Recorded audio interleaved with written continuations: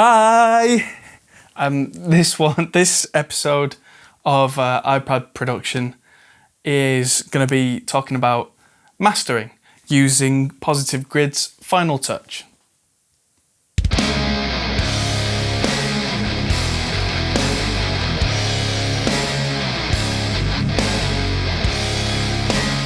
Okay, so most of the time in this video I'm probably going to have my face towards the iPad, and I apologise in advance, but I'm going to flick the camera to the iPad screen as much as possible so that you can see what's going on. Now, the first thing, and I don't think I need to tell you how to do this, is I imported my mix as a 24-bit WAV file into Final Touch using the send to. So I sent a track from Auria to here. So we have this. Just hit record for that. So, yeah. So we can see that we're getting near to peak values, but the RMS is at a good, healthy -20, which is absolutely fine. So you can see the plugin chain down the bottom, and there's a list of plugins, and at the moment they're all out of the EQ chain and they're all not doing anything, which is a great place to start because mastering is not about one set process. If it was, it would be easy, and that's why there are professional mastering engineers. So in this case, this being a single track, that makes it a little easier because we don't have to go into the thought process of trying to balance everything on an album. But to be fair, if I was going to be doing an album, I probably wouldn't be doing it on an iPad. I'd be either sending it to a separate mastering engineer, or I would be doing it in a project with separate 2-track files so I could balance everything out. So the first thing I'm going to add on out of this choice of modules down here from Final Touch is the pre-EQ, and I almost always use this on tracks unless they're very thin sounding, and this is just a safeguard. And it's a high pass that's down at 30 Hertz. And all that's doing, you can see there's a drop down here where I can choose, so I've gone for high pass. So I can change how steep that is, so I've made it as steep as is reasonable without ending up with a resonance bump, because that would just add more bass, and I'm not trying to do that. What I'm trying to do is I'm trying to just shelf off sub-sonic rumbles, and that's all I need this to do right now. So if I hit play, that should not sound like it's doing anything really. That should just be a speaker protector, which unless you've got like big weighty subs shouldn't make any difference, but now because the amount of power per octave doubles as you go down, I could in theory have removed quite a lot of sonic energy by doing this, which means there's now more headroom, so we can crank the mix a bit more and it won't get flooded with sub, which would crush everything. We don't want the hassle. So there's a reverb set which I'm not going to use in this case because the reverb on the track is, in my opinion, plenty. We don't need any more. So I'm going to move on to dynamics. Now, if a mix hasn't been run through a master bus processor, you can usually tell because things sound a little lifeless, things aren't gelling, and all this does, usually I would use a dynamics set sort of very gently and not doing a great deal. And there are a few things you can do. You can either very gently just have, so there are presets in here, which I'm going to pull one out. So let's try the multi-band lift finalizer. That sounds pretty epic. So that looks like the one that's been copied. So the ratios here on the compressor are 1.5 to 1, 1.7 to 1. So there's nothing even at 2 to 1. So it's very gentle. And that's for the stuff that's actually, that's when it goes over the threshold. So let's hit play on this and watch these bounce around.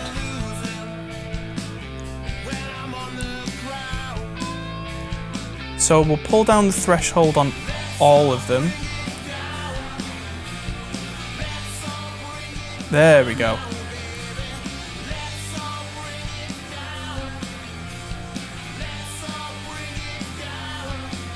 So because I've adjusted all the thresholds with this clever little all button, which is really quite handy when you're doing multi-band compression, this, you can see now that the bass is being ducked. So if we solo the bass, just to check it,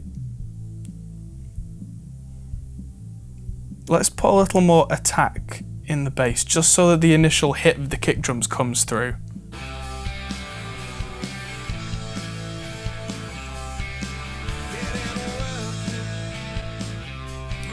And although this has made the mix a little quieter, it's kind of tightened everything up. So let's just add a little output gain, just so we can compare like for like.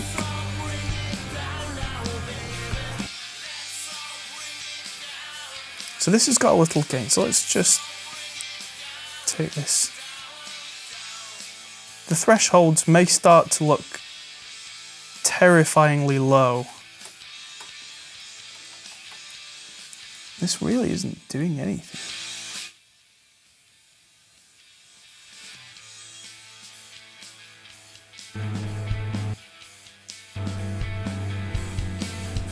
Yeah, it's just that the meters aren't doing anything, which is very odd. Yeah.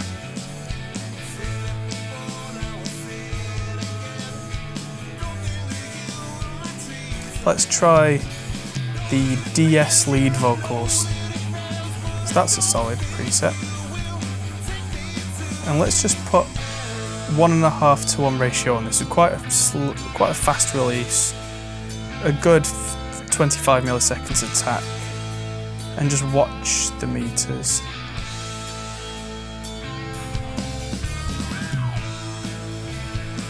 Okay, so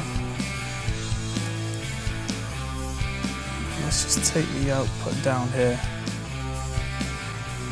Okay, so that's given us a nice tightness. And a lot of the things to do with mastering really are stopping and checking. I would switch between this and one of the music apps and just keep playing back a reference song.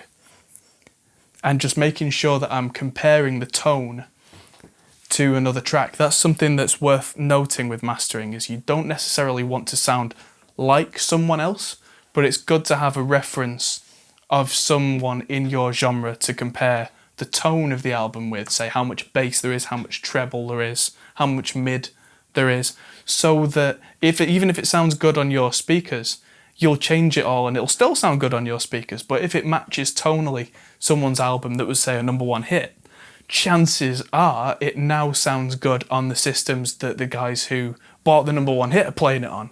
So like iPhones, car stereos, the kind of things you wouldn't find in a studio. If it sounds good compared to your competition, it should sound good then on anything. That's the idea.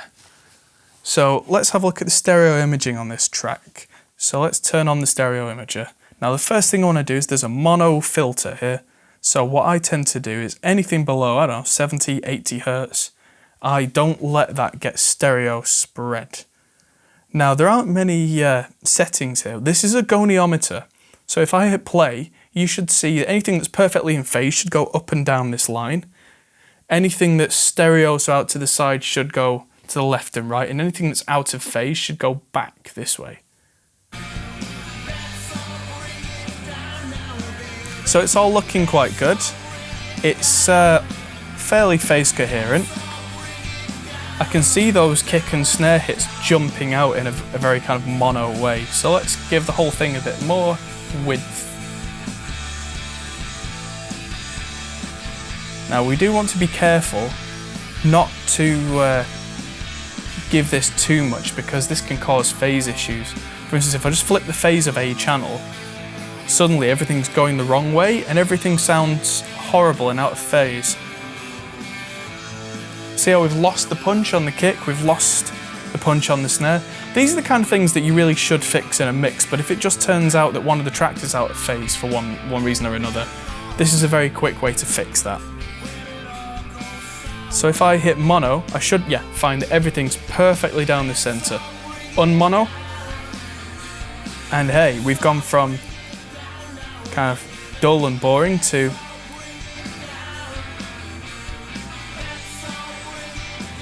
let's just take that down a little and take the output volume down a little so we don't get any clips, because that is the next thing. There's a post EQ, so after the dynamics and stereo imager, if anything's still a little dull, so let's turn this on and just get a little crispness up at 8K back. And then there's a maximizer, and this is the thing that everybody loves. So the input, let's turn the input down a little again, just to stop any clipping coming through.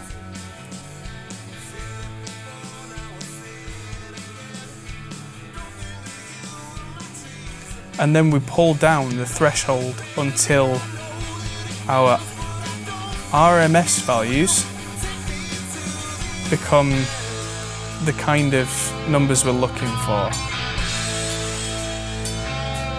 This is where it gets noisy as well.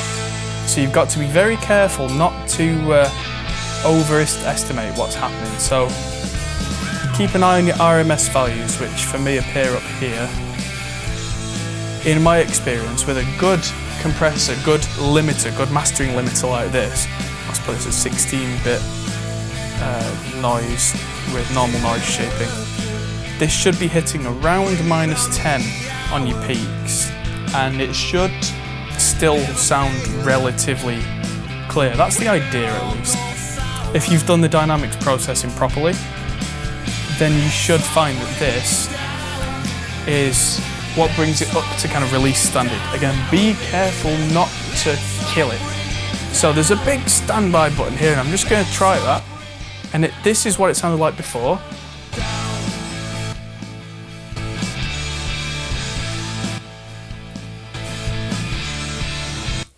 One last thing that's worth talking about as well is in the top right corner, there is the AAC button, and what that does is it on the fly converts this into the iTunes AAC format and back again, which means that you can tell on your outputs and your levels and your meters if it's going to sound bad, if it's going to clip, once it's been converted from the kind of the pure wave format into an iTunes or MP3 or whatever format, but specifically in this case, iTunes, AAC, M4A, whatever type of format you've seen it referred to as. This will now probably clip, and let's find out.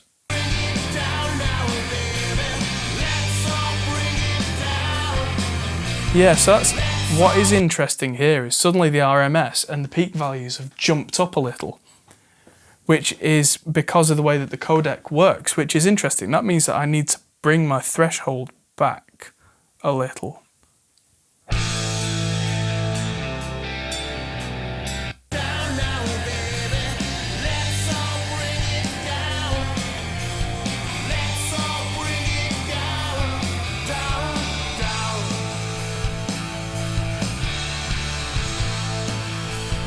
And at this point it sounds almost identical when compared in AAC version, and that's great because having just reduced the limiter threshold a little, just to let it breathe a little more, that's revealed something to me that I would only have found on release with people complaining, oh, it's too distorted, it's too limited, which when we listen to it as the master file, as the wave file, we're not hearing that. But once it's been uploaded to iTunes and once it's been converted by their servers to the relevant format, that then comes through as it's compressed, and there's nothing we can do about that except check by encoding into that format ourselves and actually checking that back before it goes out. And having a button like this is pretty useful, because that tells me straight away what's going to happen.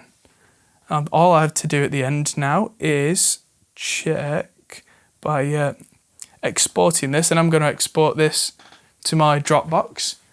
And that's going to give me that 16-bit wave file that's ready to send out into the world. So if I want to put that on SoundCloud, it's done. If I want to put that, well, if I want to upload it to iTunes or email it to someone or use some sort of sending service, I can have done an entire album, arguably, from start to finish on an iPad, including recording, mixing, mastering.